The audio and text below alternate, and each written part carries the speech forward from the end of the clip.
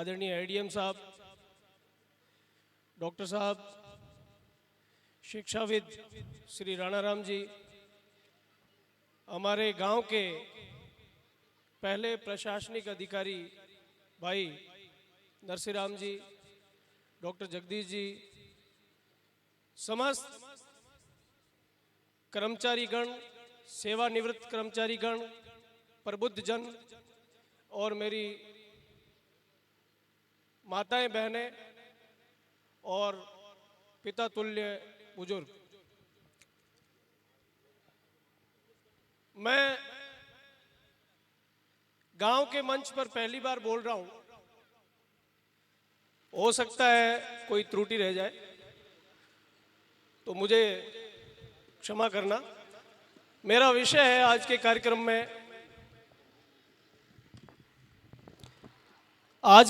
में मेरा विषय है शिक्षा का सार्वभौमिकरण। आज हम शिक्षा को बिल्कुल सहज जो हमारे लिए उपलब्ध है, किसी ज़माने में शिक्षा पर विशेष वर्गों का अधिकार था, हमें इसकी महत्ता समझनी होगी। भारत में अगर इतिहास को देखा जाए तो शिक्षा का जो इतिहास है उसको 4 वर्गों में बांटा जा सकता है। पहला प्राचीन भारत, जिसमें प्राच्य शिक्षा जो गुरुकुल के जरिए दी जाती थी, लंबा इतिहास रहा और हमारा जो ये लंबा इतिहास है वो बहुत गौरवमयी था। भारत उस समय विश्व गुरु था। गुरुकुल के माध्यम से मौखिक प्रणाली से शिक्षा दी जाती थी और समय जैसे जैसे आगे बढ़ा तो बौद्ध शिक्षा केंद्र स्थापित हुए, जिसमें बौद्ध मठों में स्त्रियों और जो दलित पिछड़े वर्ग हैं उनको शिक्षा देने की शुरुआत हुई। उस समय मुख्यतः संस्कृत और हमारी जो प्राचीन हिंदी देवनागरी है उसी में शिक्षा दी जाती थी। उसके पश्चात मध्यकाल आया। लगभग 1200 ईस्वी तक, ज्ञात इतिहास में 1200 ईस्वी तक प्राचीन शिक्षा का मेथड चला। 1200 के बाद 1200 से 17 ईस्वी तक मध्यकाल में विदेशी शक्तियों का भारत पर प्रभाव रहा और शिक्षा है वो विशेष वर्गों के लिए केंद्रित हो गई। आम आदमी के लिए शिक्षा की व्यवस्था नहीं थी और मस्जिदों में, मकतबों में शिक्षा दी जाती थी। फारसी, अरबी ये भाषाएं थी, लेकिन क्योंकि हमारी संस्कृति बहुत पुरानी है, हमारी सिविलाइजेशन ने उसको त्यागा नहीं और पठन पाठन का क्रम जो उस समय का सरकारी सिस्टम था उसके पैरेलल चलता गया और संस्कृत शिक्षा का भी पैरेलल अध्यापन होता गया। उसके बाद अगर मैं देखूं तो औपनिवेशिक काल आ गया था, जिसमें भारत उस समय भी गुलामी की जंजीरों में ही था, लेकिन पहले मुगलों की गुलामी, उसके बाद कंपनी अधिनियम के तहत अंग्रेजों की गुलामी की बेड़ियों में जकड़ गया। शिक्षा की पद्धति में परिवर्तन होने लगा। शिक्षा में अंग्रेजी शिक्षा का पदार्पण हुआ। कुछ लोगों ने उसको स्वीकार किया, लेकिन बहुसंख्यकों ने उसका विरोध कंटिन्यू रखा। लेकिन हमारे एक बहुत बड़े आदमी, महापुरुष राजा राम मोहन राय साहब ने इस शिक्षा प्रणाली को स्वीकार किया और अंग्रेजी शिक्षा पद्धति का असर आज हमारी शिक्षा पद्धति पर बहुत ज़्यादा है। जैसे कि अभी एडीएम साहब को बुलाया गया है, एडीएम अतिरिक्त जिला magistrate, ADM additional district magistrate, ये सारे जो प्रशासनिक पद है ये अंग्रेजी शिक्षा पद्धति से ही बने हुए हैं और वही चल रहे हैं। उस आज़ादी के पश्चात और आज़ादी से पहले भी कई शिक्षाविद थे जिन्होंने शिक्षा का सार्वभौमिकरण का प्रयास किया।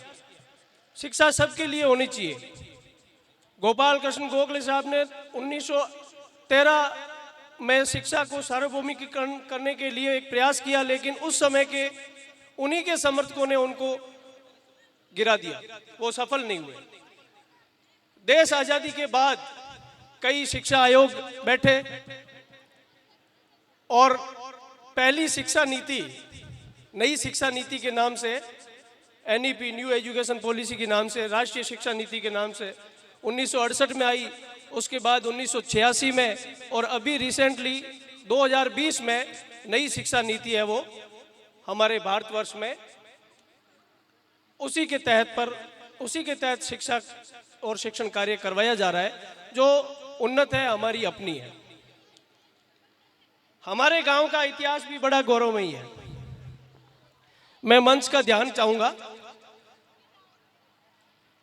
मीरुपुरा ग्राम में विक्रम संवत 2004 में पहला विद्यालय, राजकीय प्राथमिक विद्यालय, हो सकता है उसमें नाम प्राथमिक शाला हो, प्राथमिक विद्यालय, प्राथमिक शिक्षा केंद्र मीरुपुरा ढाणी, जो हमारे यहाँ के गुरुजी, जो मुझे बताया गया आदरणीय राणा राम जी ने कि वो चोरा ग्राम के निवासी थे, अद्वैतानंद शास्त्री जी। मैं उन गुरुजी को याद करना चाहूँगा कि वो पहले गुरुजी थे जिनकी इतनी लंबी सोच थी। उन्होंने हमारे गांव में विद्यालय स्थापित किया और आज सारा ये जो पंडाल है वो उन्हीं के पहले प्रयास से ये हुजूम बन के सामने आया है। मैं सबसे पहले आदरणीय गुरुजी को प्रणाम करना चाहूँगा, जो आज इस दुनिया में नहीं है, लेकिन एक अच्छा काम कर गए। कहते हैं ना, जब तक सूरज चांद रहेगा, अद्वैतानंद शास्त्री जी आपका हमारे गांव और हमारे क्षेत्र के लिए नाम रहेगा। मैं पूरे पंडाल से गुजारिश करूंगा कि आदरणीय गुरुजी के लिए एक बार जोरदार तालियां बजाएं, और पंडाल की नीरसता को दूर करने के लिए मैं भारत माता का जयकारा लगाना चाहूंगा। आप जोर से भारत माता का जयकारा लगाए। मैं 3 बार भारत माता की जय के लिए आपको निवेदन करूंगा। भारत माता की, भारत माता की, भारत माता की। आदरणीय गुरुजी के प्रथम शिष्यों में हमारे बीच में पधारे हुए डॉक्टर हरिराम जी के पिताजी, हमारे ग्राम गुरुजी श्रीमान माधाराम जी रहे। माधाराम जी को के उत्तम स्वास्थ्य की मैं मंगल कामनाएं करता हूं। और माधाराम जी के कई शिष्य आज इस दीर्घा में विराजित है। सब ने मन से याद किया, लेकिन अवस्था और कई कारण है, उस वजह से गुरुजी पधार नहीं पाए। लेकिन डॉक्टर साहब पहली बार शायद गांव के किसी अच्छे कार्यक्रम में पधारे हैं, तो मैं पुनः डॉक्टर साहब को बहुत आभार व्यक्त करना चाहूँगा और गुरुजी को प्रणाम करना चाहूँगा। उनके अलावा हमारे गांव के स्वर्गीय गुरुजी श्री बन्नाराम जी, उनको याद करना चाहूँगा, जिन्होंने गांव को दिशा दी, युवाओं को प्रेरणा दी। हीराराम जी कुराड़ा करवासड़ा, मैं ईश्वर से प्रार्थना करता हूँ वो शतायु हो। उन्होंने बहुत अच्छे कार्य किए और वो प्रथम शिष्यों में थे। श्री विरदीचंद जी कांवा, श्री ब्रह्म प्रकाश जी, स्वर्गीय श्री ब्रह्म प्रकाश जी, जिनके पुत्र मेरे गुरुजी आदरणीय बेराराम जी हमारे बीच है, और शगरामा राम जी जो यहाँ से आज दूसरे गांव में रहते हैं। मैं समय का ध्यान रखते हुए सबसे निवेदन करना चाहूँगा, मैं एक प्रशासनिक इकाई शिक्षा विभाग की जिसमें कार्य करता हूँ समग्र शिक्षा में, और प्रशासन का हमारे साथ हमेशा आशीर्वाद रहता है। मैं देखता हूँ कि युवाओं की जो युवा पधारे हैं, युवाओं की बहुत ज़रूरत है। व्यापार क्षेत्र में या अन्य क्षेत्रों में ऐसा कहा जाता है कि कोई है नहीं है तो कोई काम का नहीं है। तो हमें इस लाइन को तोड़ना है कि है भी और काम के भी है। हमें प्राइवेट सेक्टर पे ध्यान देना है, क्योंकि मेरा विषय, अलग अलग वक्ताओं का अलग अलग विषय है। मेरे विषय में प्राइवेट सेक्टर के लिए रोजगार कैसे प्राप्त हो सकता है वो है। तो मैं शॉर्ट में मेरी बात रखना चाहूँगा। हमारी जो सरकार है, राजस्थान सरकार, वोकेशनल एजुकेशन देती है, व्यावसायिक शिक्षा, 15 तरह के ट्रेड्स चलाती है स्कूल एजुकेशन में। वोकेशनल एजुकेशन में हमारे बच्चे व्यावसायिक शिक्षा में उनको जुड़ना चाहिए और उन बच्चों को वो अध्ययन अध्यापन करके अपने दैनिक जीवन में और आगे के जीवन में उसको इम्प्लीमेंट करना चाहिए।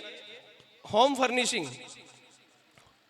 जो हमारे घर के जो काम है, जिसमें 2-3 तरह के हैं, जैसे प्लम्बर हो गया, रिटेल हो गया, इलेक्ट्रीशियन हो गया।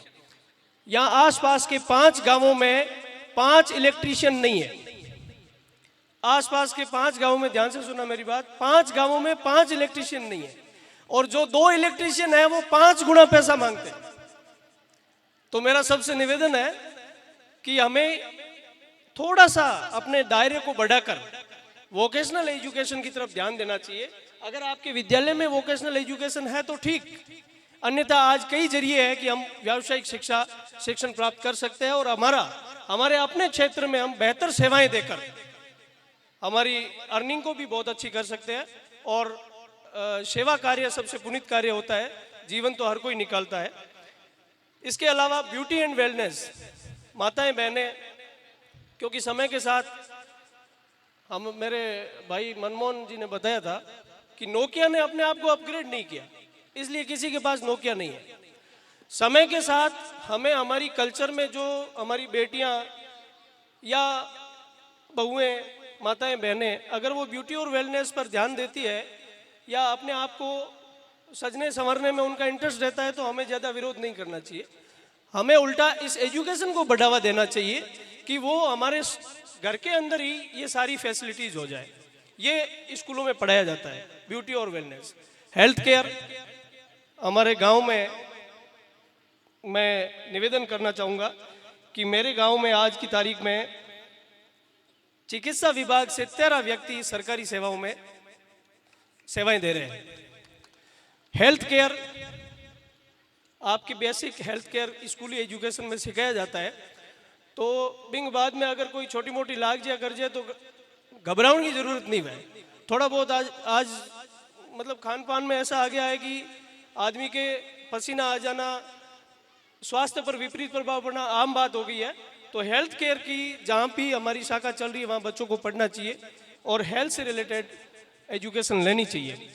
इसके अलावा ऑटोमोबाइल, मोबाइल फ़ोन, आईटीज़ और रिटेल, जिसमें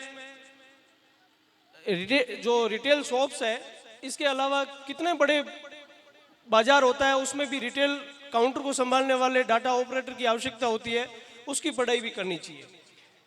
क्योंकि वक्ताओं की लंबी लिस्ट है, मैं मेरी बात को समापन करने से पहले गांव में जो हमारे राजकीय सेवक और सेवानिवृत्त कर्मचारी है, उनका डाटा, एक छोटा सा गांव है, अभी अभी ग्राम पंचायत बनी है, 2450 वोट की 2550 वोट है। और मैं निवेदन करना चाहूँगा, सेवानिवृत्त कर्मचारियों की संख्या हमारी 18 है, यहाँ 18 के 18 पुरुष है। और आज की तारीख में हमारी कुल 114 राजकीय कर्मचारी है जो सेवाएं दे रहे हैं, उसमें से 23 हमारी महिला बहनें और मातृशक्ति है। मैं पूरे पंडाल से चाहूँगा कि हमारी गांव, छोटे से गांव की इस सफल जर्नी के लिए आप जोरदार तालियां बजाएं। अंत में, क्योंकि जीवन का नाम ही संघर्ष है, मैं 2 पंक्तियों के साथ मेरी बात समाप्त करूंगा।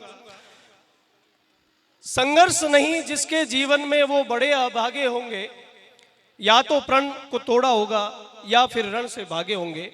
वो पथ क्या, पथिक कुशलता क्या, जिस पथ में बिखरे शूल न हो। नाविक की धैर्य परीक्षा क्या, जब धाराएं प्रतिकूल न हो, धाराएं प्रतिकूल न हो। बहुत बहुत धन्यवाद। जय हिंद, जय भारत। हेलो।